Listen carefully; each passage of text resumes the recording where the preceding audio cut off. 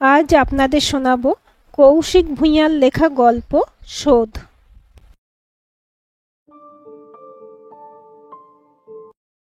বলো।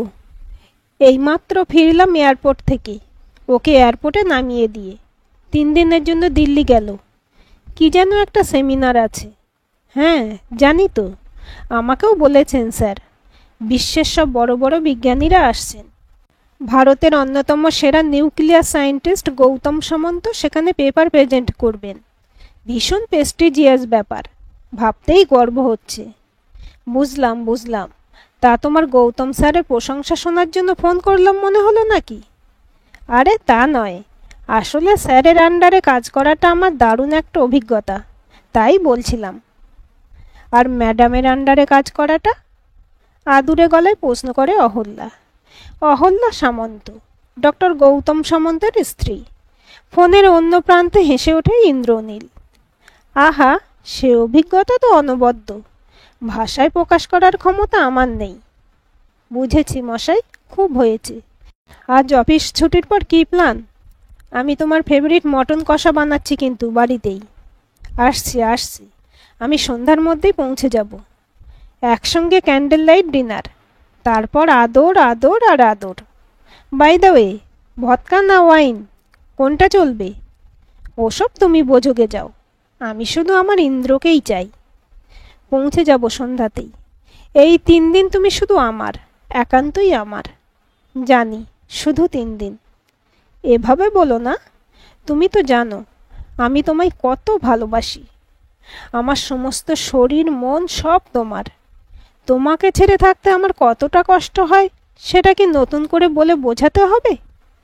জানি বাবু, জানি। তাই তো প্রতিটা সুযোগের অপেক্ষায় থাকি। এই 3 দিন তুমি কিন্তু এখানেই থাকবে, আমার কাছে, শুধু আমার হয়ে। মুয়াও। ফোন নামিয়ে রাখে ইন্দ্রনীল। অফিসের কাজগুলো তাড়াতাড়ি শেষ করে বেরোতে হবে। স্যারের জন্য খারাপ লাগে মাঝে মাঝে। নানান ব্যাপারে ডক্টর গৌতম সামন্তের কাছে সবসময় সাহায্য পেয়ে এসেছে ইন্দ্রনীল। স্যারের ফ্যামিলির সাথেই কুলু মানালি বেড়াতে গিয়েছিল অবিবাহিত ইন্দ্রনীল। সেখানেই ডক্টর সামন্তের স্ত্রী অহল্যার সাথে আলাপ, পরে বন্ধুত্ব, তারপর ঘনিষ্ঠতা। মাঝে মাঝে বিবেক জেগে ওঠে, কাজটা কি ঠিক হচ্ছে? স্যার অত্যন্ত স্নেহ করেন, সেই স্নেহের প্রতিদানে এটা ঠিক হচ্ছে কি? পর মুহূর্তেই আবার মনে হয় everything is fair in love and war. অহল্যাকে ভীষণ ভালোবাসে ইন্দ্রনীল। একই সাথে রূপসী আর বিদুষী অহল্যা। তার শরীরের হাতছানি উপেক্ষা করার ক্ষমতা ইন্দ্রনীলের নেই। আজ রাতটার কথা ভেবে পুলকিত হতে হতে আবার কাজে মন বসানোর চেষ্টা করে। ন্যায় অন্যায়ের দ্বন্দ্ব আপাতত মাথা থেকে সরিয়ে দেয়। না, কাজে মন বসবে না আজ আর, শুধু সন্ধ্যার প্রতীক্ষা। কলকাতায় এয়ারপোর্ট হোটেলের ক্যাফেটেরিয়ায় বসে সিগারেট ধরালেন ডক্টর গৌতম সামন্ত। সামনে সদ্য সমাপ্ত কফির কাপ। দিল্লিতে আয়োজকদের কাছে মেল পাঠিয়ে দিয়েছেন। শারীরিক অসুস্থতার জন্য সেমিনারে যেতে পারছেন না, তাই আন্তরিকভাবে দুঃখ প্রকাশ করেছেন মেলে। মোবাইলের ভয়েস রেকর্ডার অন করে কানে লাগিয়ে কি যেন শুনলেন। ব্রিফকেস খুলে একবার দেখে নিলেন সব ঠিক আছে কিনা। কালো রঙের রিভলভার দুটো কালকেউটের মতো চকচক করছে। মৃদু হাসি খেলে গেল ডক্টর সামন্তর ঠোঁটে।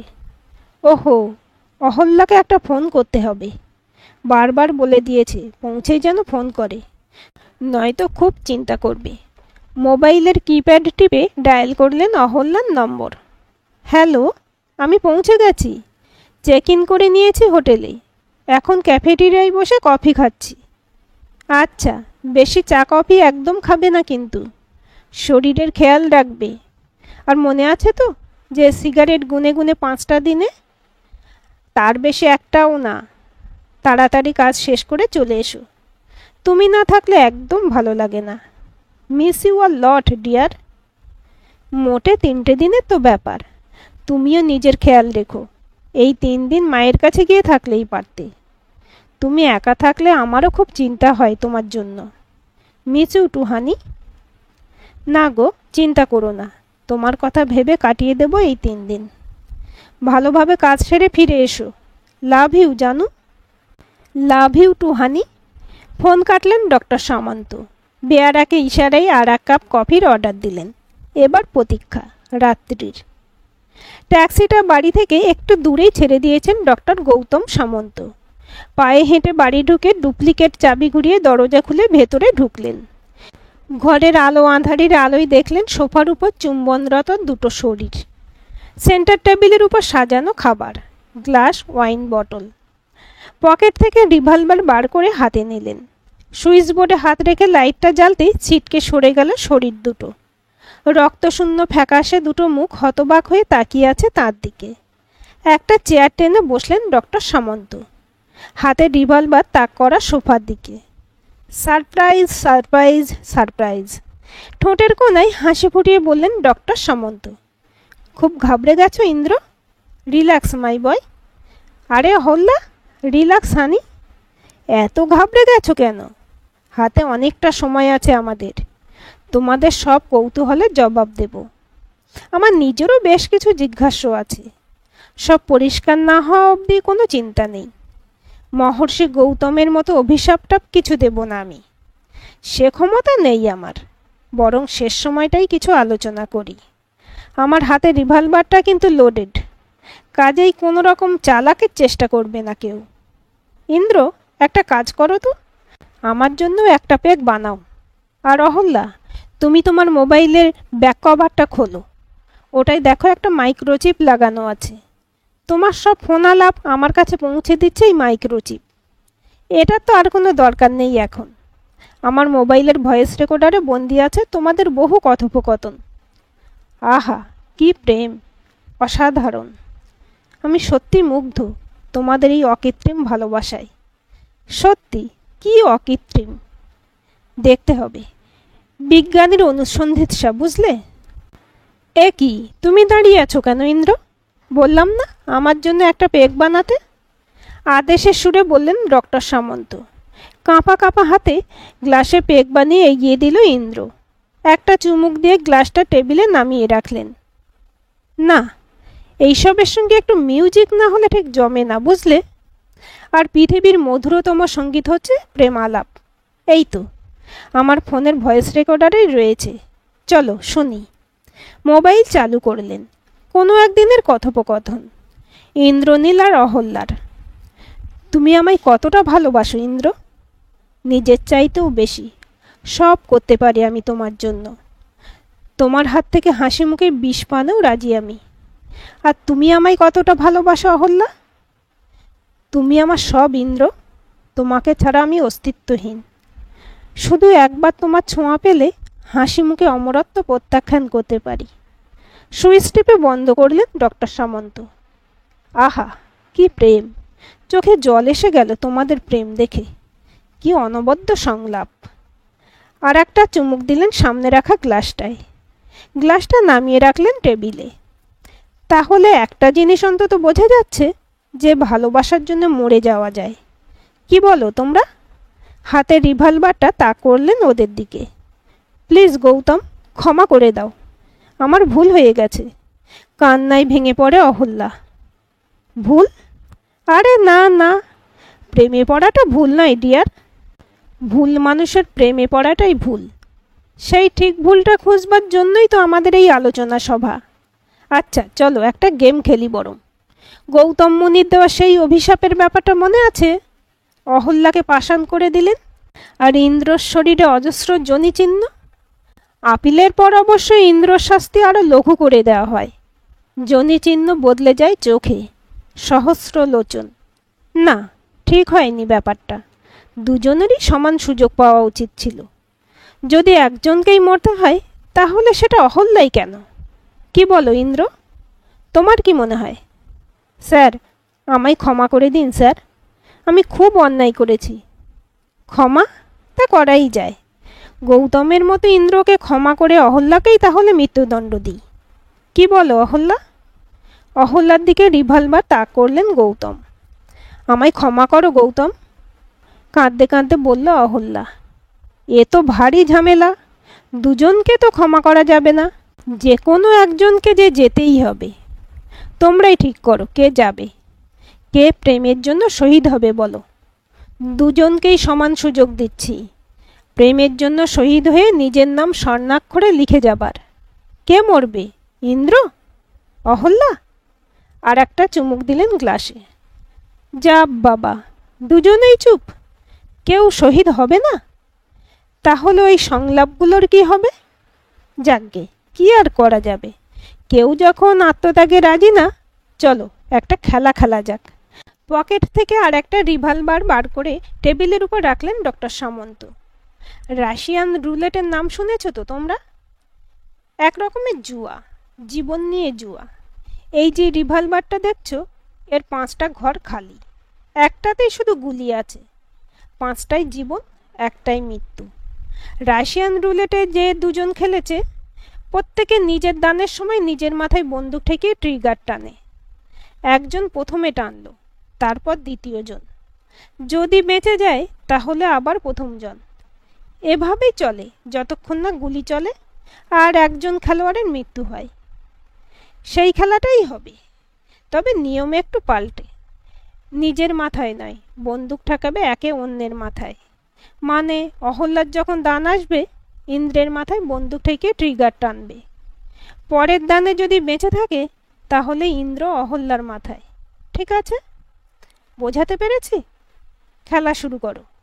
আর শোনো, এটাই শুধু একটাই গুলি, আর আমার হাতের রিভলভারটায় 6টা খোপে 6টা গুলি। একটুও চালাকি করলে দুজনের মাথায় উড়িয়ে দেব। নাও শুরু করো, ধমক দিয়ে বললেন doctor Samanta. Ladies first. Ahalya, তুমি শুরু করো। বেঁচে থাকবার এটাই একমাত্র সুযোগ। কাঁপা কাঁপা হাতে রিভলভার তুলে নেয় অহল্যা। ইন্দ্রের মাথায় ঠেকিয়ে ট্রিগার টেপে। Blank fire. রিভলভার নামিয়ে রাখে অহল্যা টেবিলে। কনগ্রাচুলেশন ইন্দ্র, এবার তোমার পালা, চালাও। ইন্দ্র হাতে তুলে নেয় রিভলভার। অহল্যার মাথায় ঠেকিয়ে ট্রিগার টানে। Blank fire. রিভলভার টেবিলে নামিয়ে রাখে ইন্দ্র। হা হা হা করে হেসে ওঠেন ডক্টর সামন্ত। কনগ্রাচুলেশন অহল্যা, আর একটা সুযোগ পেলে। আমার কি হাসি পাচ্ছে জানো? তোমরা একে অন্যের জন্য নাকি জীবন দিতে রাজি। অন্তত তোমাদের সংলাপ সেটাই বলছে, কিন্তু বাস্তবে দেখছি নিজে বাঁচবার জন্য একে অন্যের জীবন নিতে রাজি নিজের হাতে। বাহ বাহ, এই তাহলে তোমাদের ভালোবাসা। গ্লাসে আর একটা চুমুক দিয়ে বললেন, নাও অহল্যা, তোমার দ্বিতীয় সুযোগ, চালাও। অহল্যা আবার ইন্দ্রের মাথায় ঠেকিয়ে ট্রিগার টানলো। ব্লাঙ্ক এবারও। বাহ ইন্দ্র, লাকি চ্যাপ। লাকি তো বটেই, হা হা হা। আর একটা সুযোগ, কাজে লাগাও। ইন্দ্র এবার অহল্যার মাথায় ঠেকিয়ে ট্রিগার টানলো। Blank fire. বাহ বাহ বাহ, সত্যি ভাগ্য তোমাদের। 4বার ব্লাঙ্ক ফায়ার। কিন্তু এটাই যে শেষ সুযোগ। 5ম বা 6ষ্ঠ খোপে গুলি তো থাকবেই। দেখা যাক কি হয়। অহল্যা কাঁপতে কাঁপতে ট্রিগারে চাপ দিল। Blank fire. হাত থেকে পড়ে গেল রিভলভার। দুহাতে মুখ ঢেকে কাঁদতে লাগলো অহল্যা। কনগ্রাচুলেশন ইন্দ্র, বেঁচে গেলে। গুলিটা তার মানে 6ষ্ঠ খোপেই। সরি অহল্যা, তোমাকেই যেতে হবে। তবে ইন্দ্র চাইলে এখনো বাঁচাতে পারে তোমায়। কি ইন্দ্র, বাঁচাবে নাকি? তুমি তো নিজের চেয়ে বেশি ভালোবাসো অহল্যাকে। তাহলে রিভলভার ওর মাথায় না ঠেকিয়ে নিজের মাথায় ঠেকিয়েও ট্রিগার টানতে পারো। শেষ সুযোগ তোমার প্রেমিকাকে বাঁচানোর। ভেবে দেখো কি করবে। ইন্দ্র রিভলভারটা তুলে নিল, একটু ভাবলো, তারপর অহল্যার মাথায় ঠেকিয়ে টানলো ট্রিগার। Blank fire. এবারও। নিশ্চিত মৃত্যু জেনে চোখ বন্ধ করে ফেলেছিল অহল্যা। অবাক হয়ে তাকালো গৌতমের দিকে। হাতে রিভলভারটা থেকে চোখ সরিয়ে ইন্দ্র অবাক হয়ে তাকালো ডাক্তার গৌতম সামন্তর দিকে। অট্টহাসিতে ফেটে পড়লেন ডক্টর সামন্ত। এই তোমাদের প্রেম? এটাই জানতে চাইছিলাম। সত্যি কি ভালোবাসো তোমরা একে অন্যকে? অন্তত কেউ একজনও কি সত্যিকারের ভালোবাসো? বাসো না। সত্যিকারের ভালোবাসা জীবন নিতে নয়, জীবন দিতে শেখায়। তাই এই রিভলভারটা আমি পুরো খালি রেখেছিলাম। গুলি নেই একটা খোপেও। ভেবেছিলাম আমিই হেরো। আসলে জিতেছি কিন্তু আমি সত্যিকারের ভালোবেসেছিলাম অহল্যাকে, এখনও বাসি। আর তাই জীবন দিতে ভয় পাই না। হাসতে হাসতে হঠাৎ হাতের রিভলভারটা নিজের মাথায় ঠেকেই গুলি চালালেন ডক্টর সামন্ত। বিকট আওয়াজ করে আগুনের ফুলকি ধোঁয়া বেরোয়। চেয়ার থেকে মাটিতে লুটিয়ে পড়ল ডক্টর সামন্তর প্রাণহীন দেহ। বিস্ময়ে পাথর প্রায় অহল্যার ইন্দ্রর চোখের সামনে। আজকের গল্পটি আপনাদের কেমন লাগলো কমেন্ট করে জানাবেন। ভালো লাগলে লাইক, শেয়ার, সাবস্ক্রাইব করবেন এবং নতুন ভিডিও আপডেট পেতে বেল আইকনটি ক্লিক করে রাখুন।